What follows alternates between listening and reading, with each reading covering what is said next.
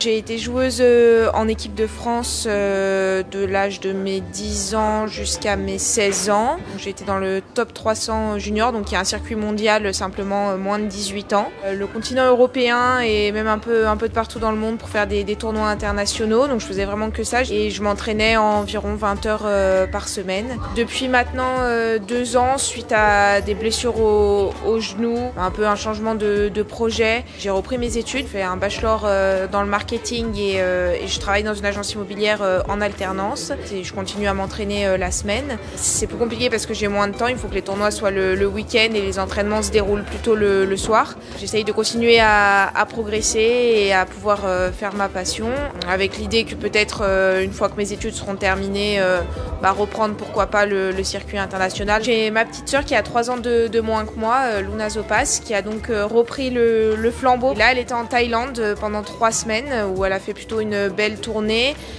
Son dernier tournoi, elle sort des qualifs en battant une joueuse classée 700 WTA et elle perd ensuite accrochée contre une ancienne 120 mondiale qui est actuellement 600 WTA, donc plutôt prometteur pour la suite. Pour le comité, les objectifs ils sont importants. Les objectifs, c'est continuer sur la dynamique du tennis pour tous. Le tennis fauteuil, le tennis adapté, le tennis santé également. C'est aussi promouvoir l'ensemble de nos compétitions.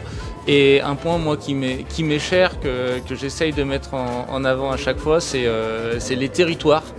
C'est le cœur de notre mandat, c'est se rapprocher vraiment des zones de jeu, que ce soit en Tarentaise, que ce soit en Maurienne, sur le bassin aixois, etc. On essaye de promouvoir le tennis un peu partout sur le territoire. On a la chance d'avoir l'équipe filles d'Aix-les-Bains qui monte en National 1.